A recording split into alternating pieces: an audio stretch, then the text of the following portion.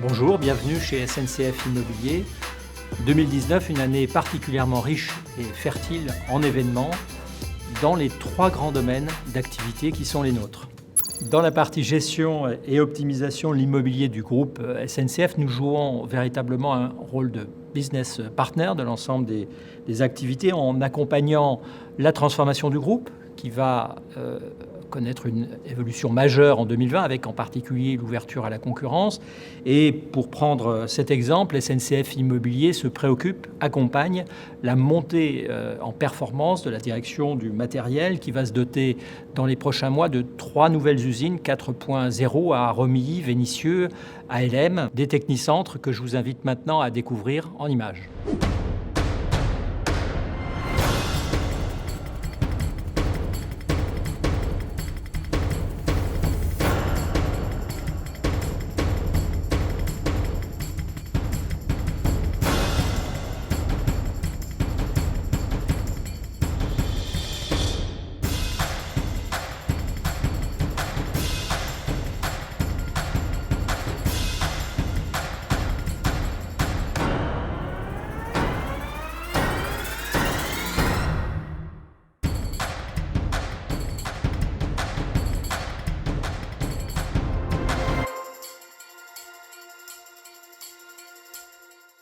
Nous accompagnons également SNCF Réseau dans la modernisation de son appareil de formation au travers de la réalisation de nouveaux technicampus qui viendront remplacer plusieurs dizaines d'installations devenues obsolètes. Et nous allons en particulier réaliser 2 ouvrages majeurs, l'un à Lyon-Saint-Priest et l'autre à Bordeaux-Ourcade. Je vous invite d'ailleurs à suivre ce dernier projet en images.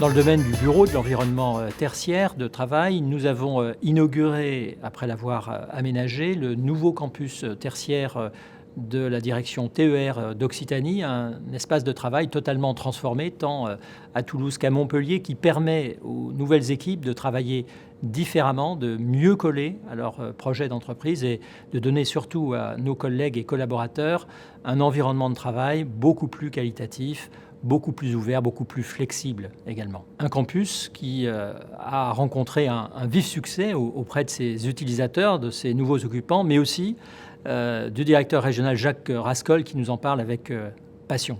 On avait un fonctionnement très cloisonné, avec des équipes qui étaient dans des bureaux, voire à des étages différents. Or, un campus 3.0, c'est je suis aujourd'hui à un bureau, à un poste de travail, demain je suis en mode projet, dans une salle qui a été créée pour ça. Et l'esprit campus, c'est de la bienveillance. Au fur et à mesure qu'on a des réactions d'agents, on essaie de trouver la solution. L'esprit campus, c'est rebondir, accepter, aller gentiment voir les gens en disant « on a dit que c'était campus, c'est pas bien d'aller s'asseoir tous les jours au même bureau, c'est surtout pas bien le soir de pas ranger, hein, parce que c'est là ». Et ces choses comme ça, on le fait, me semble-t-il, y compris au quotidien direction, avec bienveillance. C'est ça l'esprit campus, quoi. À Montpellier, je suis dans le campus, et comme tous mes collaborateurs. Et moi, je trouve qu'un des points forts et un des points qu'on avait demandé, c'est le bruit. On a les moyens de s'isoler partout, mais au quotidien, il faut aussi qu'on puisse travailler sans être gêné par le collègue. Et puis l'autre aspect, on a économisé 25% de mètres carrés quand même. Ça faisait partie du deal, mais quelque part, c'est toujours compliqué de créer une convention, de travailler sur les charges. Et honnêtement, quand on économise 25% et quand on a un espace de travail comme on a aujourd'hui, c'est top, non ? Voilà donc quelques interventions qui montrent le travail que nous menons en étroite collaboration avec les métiers du groupe SNCF. Autre mission, c'est celle qui consiste à valoriser le foncier et l'aménagement urbain. Comme vous le savez, la SNCF a confié à IMO le soin d'être le point d'entrée unique des collectivités pour le développement de leur territoire, ce qui nous permet de mener des opérations d'envergure. Je voudrais citer par exemple Reims, où M. Baldarelli va vous présenter la démarche commune que nous avons engagée.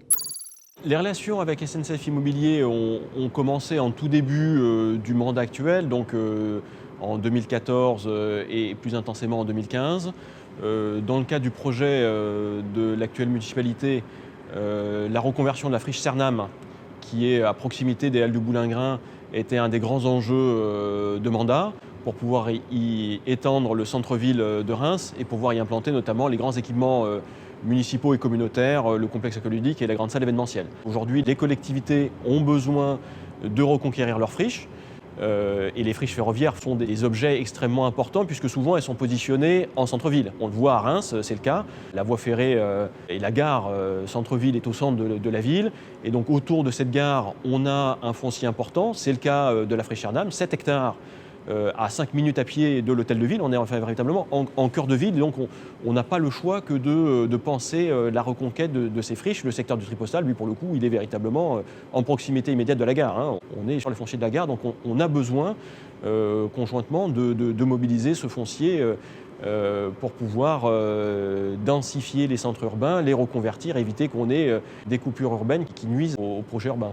Et on avait le secteur du Cernam. Donc il nous semblait plus raisonnable et plus intelligent, et ça a été partagé assez rapidement avec SNCF Immobilier, de s'inscrire dans le cadre d'un protocole partenarial pour pouvoir inscrire ces relations dans la durée et non pas de procéder au coup par coup sur certains projets. Donc on a procédé en 2 temps, avec à la fois une démarche assez rapide sur Cernam qui était un enjeu calendaire important, et la mise en place de ce protocole pour inscrire nos relations dans la durée et pour pouvoir bâtir les autres projets. On peut parler de relations partenariales entre les 2 collectivités rémoises et SNCF Immo et la DIT Grand Est plus particulièrement, qui a toujours fait preuve d'une grande écoute et d'une capacité à s'intégrer dans l'accompagnement des projets de la collectivité. En Île-de-France, nous apportons notre contribution à la construction du Grand Paris en mettant à disposition des terrains qui ont permis le lancement de plusieurs appels à manifestation d'intérêt. Inventons la métropole du Grand Paris, saison 1, saison 2, la preuve en images de ces très beaux projets.